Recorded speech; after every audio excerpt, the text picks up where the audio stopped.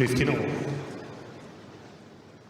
Olá, adeptos do ténis, sejam bem-vindos a este episódio 0 do vosso novo podcast, o podcast Troca de Bolas, apresentado por mim, Cláudio Fonseca, e por Guilherme Correia.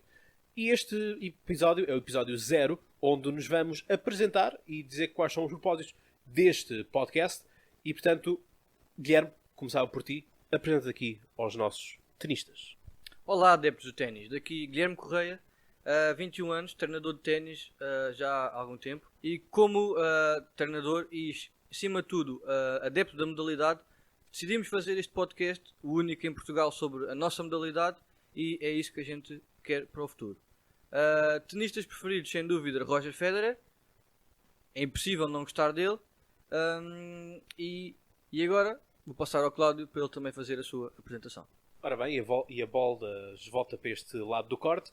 Da minha parte, eu tenho 23 anos, sou formado em História, tenho um podcast, o Podcast Conversa, é o único podcast de língua portuguesa com um prémio internacional, e também sou um grande adepto do ténis. A nível de tenistas favoritos, vocês poderão achar que isto é uma grande contradição, mas aqueles que eu mais gosto é justamente Roger Federer e Rafael Nadal. Dois arqui-inimigos, eu sei que isto pode ser algo um pouco incongruente, mas são aqueles que eu mais aprecio, juntamente com Jo-Wilfried Tsonga. E, portanto, a minha parte aqui no podcast será mais contar a história do ténis, trazer factos, trazer estatísticas, por assim dizer, ao passo que o Guilherme fará mais a componente da tática e dos jogadores em si, e do próprio desporto, como é óbvio. E, portanto, Guilherme, o que é que este podcast se destina a fazer? Faço-te um serviço, vê lá se achas. Será um as com certeza. Iremos, acima de tudo, analisar semanalmente tudo o que se passa nos torneios mais importantes, com foco especial, obviamente, nos torneios Grand Slam, seja o Open da Austrália, Roland Garros, Wimbledon ou o US Open, e os 9 Masters 1000 segundos em termos de importância no circuito ATP. Um papel especial também sobre o nosso maior e melhor torneio a nível nacional, o Millennium Estoril Open, como não podia deixar de ser. É verdade que já passou a época de terra batida. Iremos, sem dúvida, fazer também um resumo do que se passou na época de terra batida, sendo que o nosso Millennium Estoril Open se encontra na época de terra batida, sendo que esta já acabou. Iremos fazer um resumo sobre esta mesma temporada, relembrando Roland Garros e o nosso Millennium Estoril Open. Futuramente vamos fazer também o início da época de relva, que é a que se encontra neste momento, focando, acima de tudo, o Wimbledon, que começa na próxima semana. Vamos então, sem mais demoras, para a história do ténis, e por isso sirvo para o Cláudio a parte mais histórica. Muito bem, tu serves e eu devolvo, e justamente isto, é que esta grande importância que este podcast tem é justamente de trabalhar temática que apaixona também muitos portugueses e que até ao momento não havia um espaço dedicado a isto mesmo. Fazer aqui uma menção àquele que é, sem dúvida, o nosso padrinho, o grande Pedro Coelho, que nos ajudou na escolha deste nome. Nós temos com ele justamente no Millennium Estoril Open, onde o Millennium Estoril Open faz já parte do conteúdo do meu podcast, o podcast Conversa. E, portanto, começando aqui pela história do ténis. Bom, como em todos os esportes, as histórias acabam por ficar sempre um pouco mal contadas. Mais não seja pelas fontes, mais não seja pela falta de precisão ou de muitos historiadores e alguns amantes dos esportes quererem forçar a importância de um determinado desporto. E, por exemplo, estamos aqui no caso do ténis, podemos falar de que havia um jogo em França que fica hoje conhecido como o ténis real, mas que na altura, portanto, estamos a falar isto no século XVI, na França do século XVI, em que existia um jogo chamado Jeu de Paume. Portanto, aquilo que acontecia é que as pessoas serviam numa rede.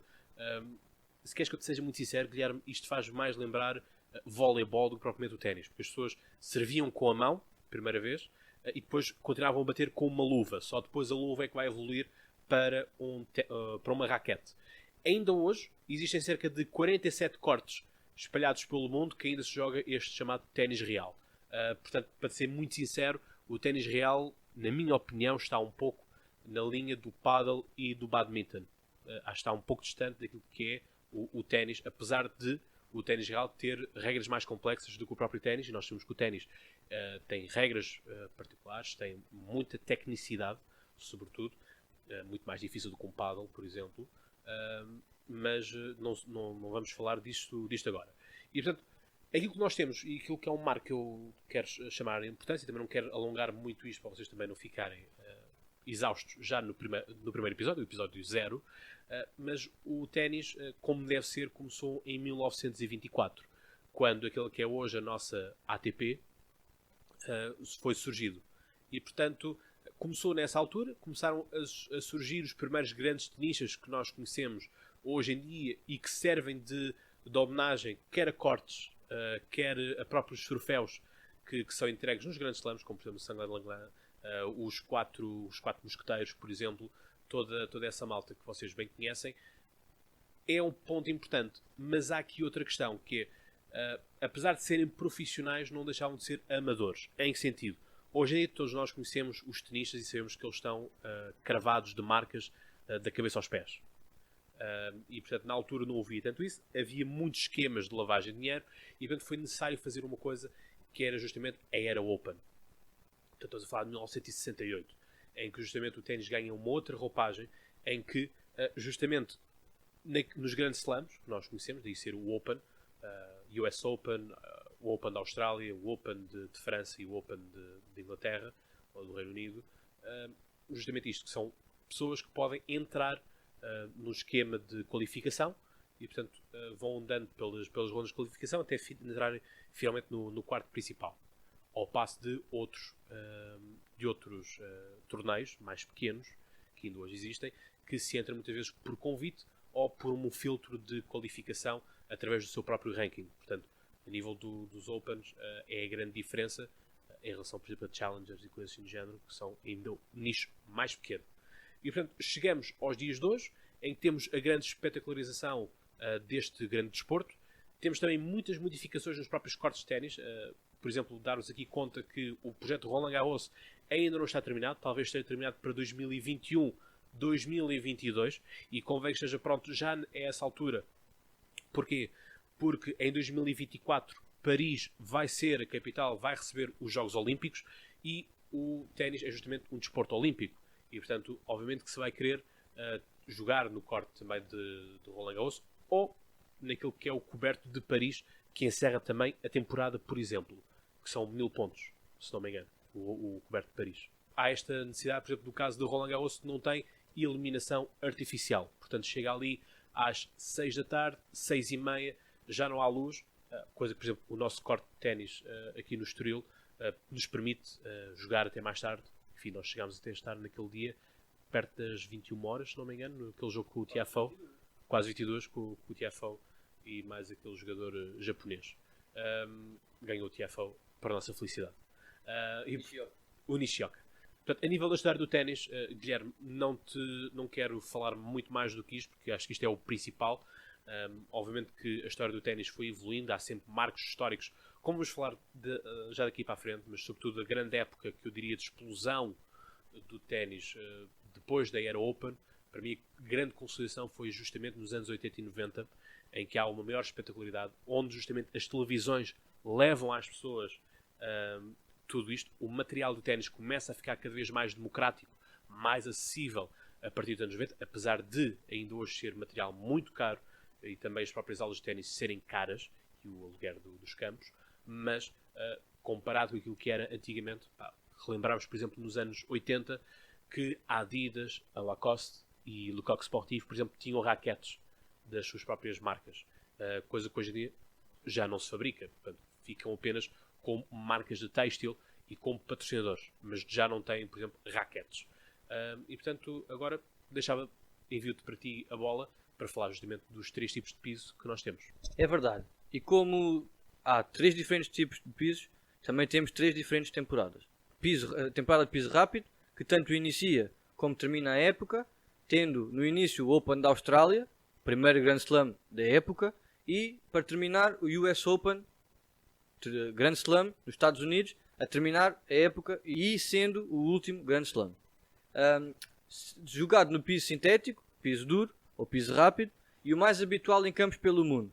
É um jogo rápido, tendo alguma quantidade de spin, não tanta como em terra batida, que é a que a gente vai falar a seguir, e é o mais habitual, onde se vê mais em todo o mundo, mais habitual para se jogar.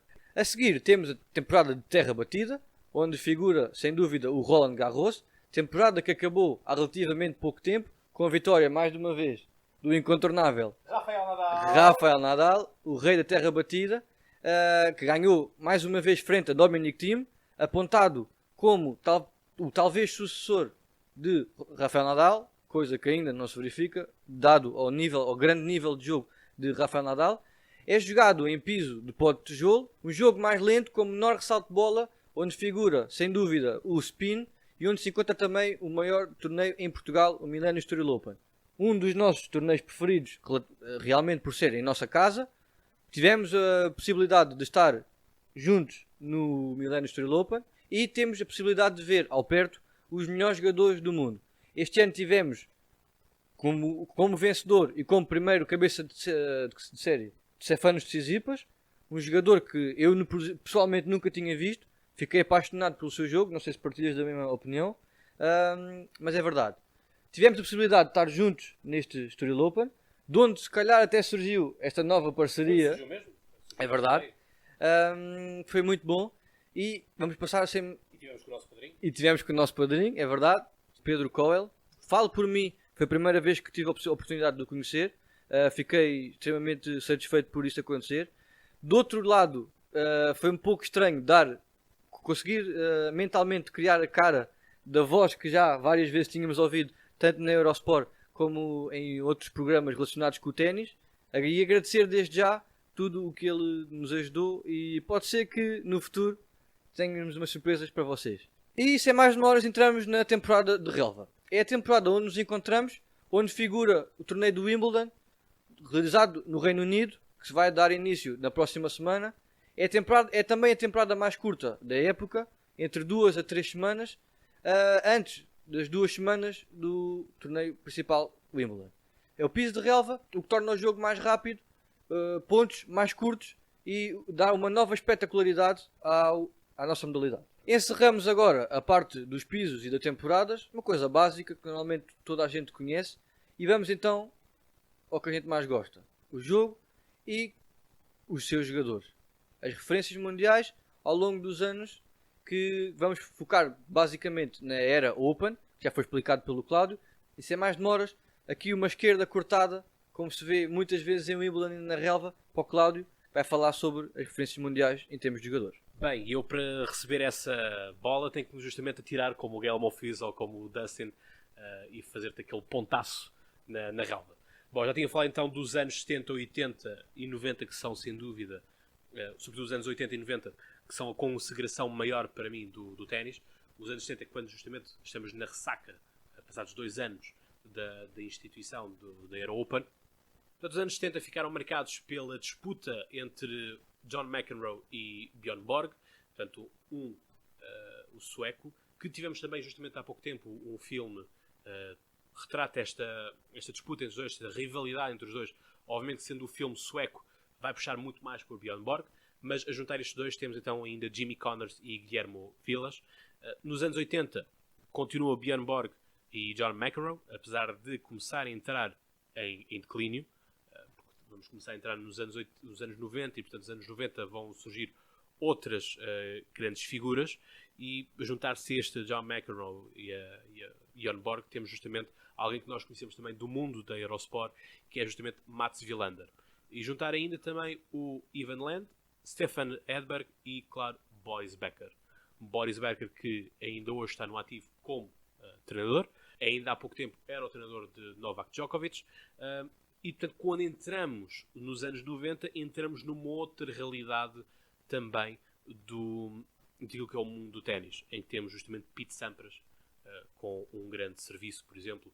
Temos André Agassi, Edberg continua, Boris Becker também, e entra Jim Courier. Não sei do que é que tu queres falar dos anos 70, 80 e 90, porque, enfim, haverá um maior conhecimento de hoje em dia, obviamente do século XXI, em que temos estes Big Four, mas o que é que te paras dizer sobre os anos 70, 80 e 90, que nós não vivemos? Eu pessoalmente sou nascido em 95, e portanto, obviamente, já não, em 91, portanto, 98, portanto, obviamente nenhum de nós conheceu no ativo. Enfim, temos os vídeos do YouTube que nos ajudam a perceber um pouco melhor a sua técnica. Portanto, o que é que tens a dizer isto? E eu agora meto aqui um serviço vôlei. Serviço vôlei arriscado. Vai para fora. Ou não. Tens um A já. É verdade. Então, pá, de grandes referências, falar sobretudo de John McEnroe e Bjorn Borg, acerca dos anos 80. John McEnroe e próprio Bjorn Borg também figuraram nos anos 80, mas nos anos 80 falaria mais de Stefan Edberg e Boris Becker, também do grande Mats Wilander. Isto são nomes tão importantes em relação ao ténis que não é fácil destacar apenas um ou dois.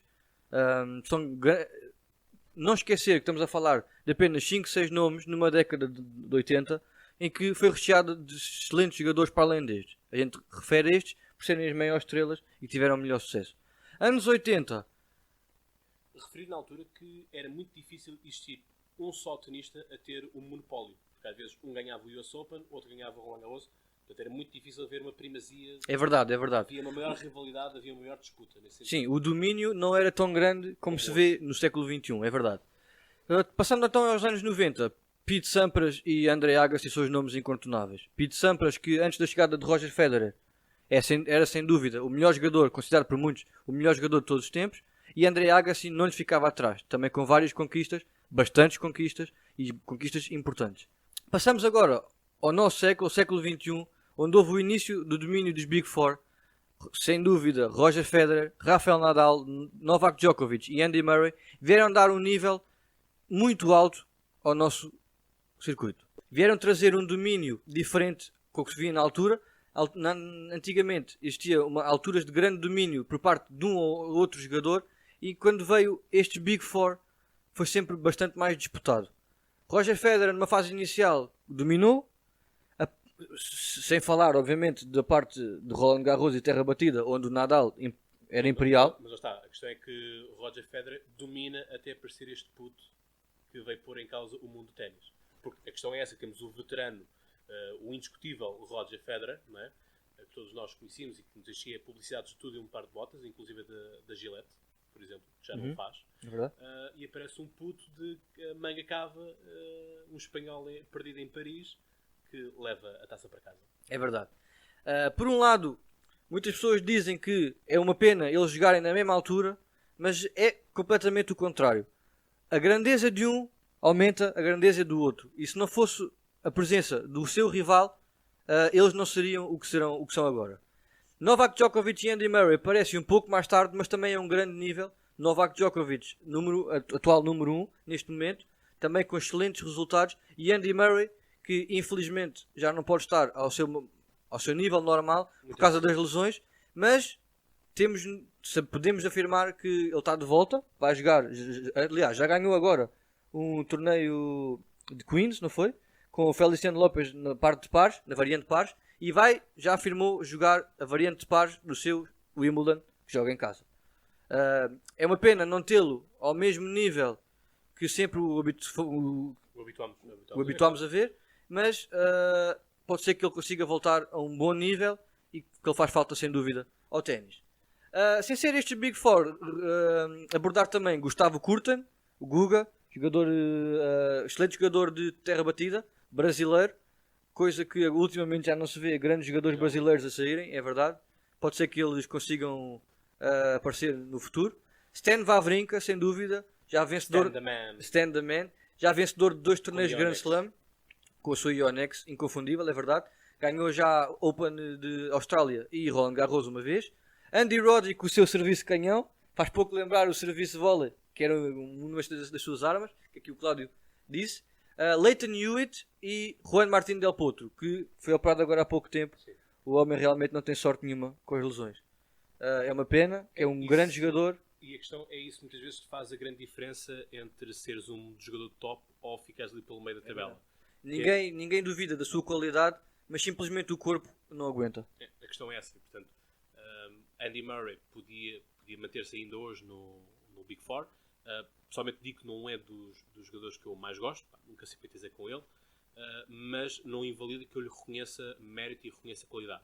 Mas justamente quando tens uma grande série de lesões, isso, e quando tens muitas, não é como por exemplo o Novak Djokovic teve uma que lhe fez cair para 22º do mundo e portanto ele num ano só volta a ser número 1. Isto é um feito extraordinário. Ou como às vezes o Nadal tem na mão, nos dedos, sobretudo, são pontuais. Portanto, não são muito seguidas, não são tão profundas como são as do Andy Murray, por exemplo, ou como do Martin Del Potro. Portanto, operado várias vezes, sim, tanto aos joelhos. Isto depois, claro, isto vai também afetar-te a tua própria confiança porque tens medo E o de o ritmo. forçar, porque depois, se eu forço, vou ficar outra vez mal, vou ter que ficar outra vez operado, lá vai o ranking abaixo e, portanto, às vezes sente-se que eles já não têm tanta confiança como tinham antes. É verdade. Afeta também a sua estabilização, tanto do próprio jogo como do próprio ranking e a sua qualidade de pancadas, e por isso é uma pena vermos que um jogador com este potencial, que muito novo conseguiu ganhar o US Open ao próprio Roger Federer, que na altura dominava, não esquecer este grande resultado que ele obteve. É uma pena verificarmos que este jogador não se consegue manter a um excelente nível físico. Vou agora à resposta para o serviço vôlei. Um passing shot pelo teu lado esquerdo e passar-te a bola para a WTA e para os nomes a referenciar da parte feminina. Pois, mandas-me para a esquerda que é o meu sítio pior, não é? Se mandasses para a direita talvez houvesse coisa. Ainda assim vou tentar fazer aqui um slice, pode ser que a bola chegue lá. A nível das mulheres, enfim, somos dois homens que estamos aqui a falar. Há sempre esta questão de que muitas mulheres que nos possam estar aqui a ouvir que não gostam que sejam homens a falar sobre mulheres. Enfim, vale o que vale. A questão é que temos, sem dúvida, grandes nomes incontornáveis e eu acho... bom, para já o ranking feminino sempre foi o mais instável de todos. Portanto, aquilo que... Sim, há menos consistência na parte das jogadoras. Aquela que, sem dúvida, vai marcando a diferença é Serena Williams, que tem justamente mantido. Igualou há pouco tempo o recorde de Margaret Court em termos de Grand Slams. E, portanto, 24, se não estou em erro. sim, anda por aí. E, portanto, lá está. Há uns anos tínhamos, por exemplo, o domínio, um pequeno domínio de Maria Sharapova. Tivemos uns aninhos da Vicky, a Victoria Azarenka, mas lá está, foram períodos muito curtos, a Caroline Wozniacki, mas lá está, períodos muito curtos que às vezes nem chegam a durar um ano. Portanto, ganham, por exemplo, se calhar 2 Grand Slam e, portanto, não vai mais do que isso, mas pronto. Steffi Graf, também muito importante, a Margaret Court já tínhamos falado, Chris Evert, a Monica Seles, a Billie Jean King, Venus Williams, justamente as duas, a irmã mais velha da Serena Williams, que o pai chegou a admitir que fazia gestão das duas, no sentido de conseguir que as duas estivessem sempre no top 1, top 2. Enfim, isto faz quase lembrar a Mercedes, que é outro desporto que nós gostamos, da Fórmula 1, mas o próprio admitiu isso, também para fazer gestão do cachê que cada uma ganhava com as suas participações nisto. Enfim, não há nenhuma regra no ténis que impossibilite isto, apenas é moralmente condenável, por assim dizer, mas enfim, não há nada que seja errado. São duas irmãs, o pai quer o melhor para as filhas e, portanto, obviamente fará este tipo de acordos, este tipo de coisas que as duas próprias, obviamente, concordaram. Depois ainda temos a Justine Henin e temos, para terminar, ainda a Martina Hingis. A nível de ranking português, Michel de Brito foi sem dúvida das melhores que nós tivemos, se não a melhor. E eu aqui ainda queria fazer uma referência à alemã Angelika Kerber. Também, enfim, ali pela meio da tabela, mas ainda nos visitou alguns espetáculos durante algum tempo. E não falámos ainda na parte dos homens do nosso grande João Sousa, que enfim, vai levando a bandeira de Portugal ao mais alto nível. Não conseguiu revalidar o título no grande Millennium Steel Open, mas enfim. E numa fase inicial que era Frederico Gil que dominava, nunca pensámos que pudesse haver alguém a superiorizar-se. Quem é que apareceu poucos anos depois? João Sousa. A um nível excelente, já com presenças no top 30, penso eu, não foi? Sim. E com vários títulos ATP, coisa que nunca pensávamos que fosse possível. Sim, portanto, lá está. O próprio ténis em Portugal, e isto reflete também a própria essência deste podcast, em que não existe, nem sequer no Brasil, um podcast sobre ténis. Portanto, isto é sem dúvida uma novidade. Mostra uma evolução também. Sim, portanto, lá está. Foi o que nós começámos a ver também, começaram a existir mais escolas de ténis, começou a haver mais transmissão nas próprias televisões e obviamente que eu acho que a existência deste Millennium Steel Open que o João Zilhão, que o Armindo Miranda, que o Pedro Coelho desenvolvem ano após ano através da True Love, é sem dúvida um consórcio muito importante e que justamente melhorou imenso aquilo que era o desporto em Portugal. Tínhamos o Portugal Open, da altura do João Lagos, que era justamente ali no Jamor. Temos agora naquilo que acontece no clube de ténis do Estoril. Enfim, há muitas coisas a melhorar, claro que há, mas é sem dúvida uma marca e, como eu já disse, inclusive no meu podcast, o podcast Conversa, ano após ano, o quadro que o Millennium Steel Open nos apresenta é cada vez melhor. Existem cada vez mais tenistas a quererem vir cá, e temos o caso do Fábio Fognini, temos Gael Monfils, Alexander de Minaur, Tiafoe, o Tsitsipas, que leva para casa, o Carreño Busta. Já apresento várias vezes. Exatamente, portanto, há toda aqui uma geração, e há uma coisa que eu disse na altura que conversa com eles, que é justamente que aqueles que vêm ao Millennium Steel Open, um ano depois, já estão em muita melhor forma. Enfim, há um ano atrás, se calhar, não estávamos à espera que Stefano Tsitsipas tivesse o top 10, se calhar, ou que não fizesse uma ascensão tão rápida quanto isso. E a questão é justamente essa, que todos aqueles que têm vindo ao Millennium Steel Open, enfim, são bafejados com a sorte e com as técnicas e vão alcançando grandes resultados no ranking ATP. O que é que te apraz dizer, para terminarmos também, se calhar, porque chegámos aqui ao fim da apresentação da modalidade, o que é que te apraz dizer a nível do Millennium Steel Open? É verdade. Temos verificado que o Millennium Steel Open, de ano para ano, tem vindo a melhorar. Melhor qualidade de jogadores, os quadros cada vez mais competitivos e até os próprios qualifiers. Sim. Jogadores de excelente nível. Não esquecer que o finalista vencido deste ano, Pablo Cuevas, foi eliminado. E o João Domingos, pá, o grande João Domingos? Sim, é verdade. Acabando do que eu estava a dizer, Pablo Cuevas foi um lucky loser, ou seja, foi eliminado. Eu pude ver esse jogo ao vivo lá no Estoril Open. Foi eliminado por um jogador italiano, Simone Caruso, que, por curiosidade, enfrentaram-se no primeiro jogo dentro do próprio quadro principal e conseguiu chegar à final, onde teve uma grande prestação ao longo do torneio, já bastante cansado, dado os seus largos encontros e vários encontros, e na final não conseguiu estar ao melhor estado físico, mas deu também uma excelente luta frente ao grande e emergente Stefanos Tsitsipas. Acho que esta evolução do próprio torneio Millennium Steel Open também tem a ver com a grande evolução do ténis e por parte da federação e da própria formação de treinadores. Eu posso dizer que sou treinador. Hoje em dia, se calhar, temos muito mais informação e bastante mais acessível para que o nosso trabalho seja mais facilitado e seja feito com melhor qualidade. O excelente trabalho também das próprias escolas de ténis, que cada vez são mais e melhores, e por isso verificamos assim a nossa evolução da própria modalidade. Se calhar então, vamos finalizar aqui o nosso episódio 0. Foi uma pequena apresentação sobre o nosso podcast e no futuro poderão ver sem dúvida mais episódios sobre variados torneios e temas e por isso até à próxima troca de bolas. Muito bem, até lá então, até à próxima troca de bolas. Não se esqueçam de subscrever tanto o canal do YouTube, tanto como o Spotify, o iTunes, o Anchor, a página do Anchor, mas também as nossas redes sociais, Facebook e Instagram. Se quiserem Twitter, digam-nos que nós também criamos um Twitter para podermos estar a acompanhar também com as hashtags na altura dos grandes torneios e podemos estar em contacto. Portanto, é isso mesmo. Até lá, tenistas, tenham boas trocas de bola.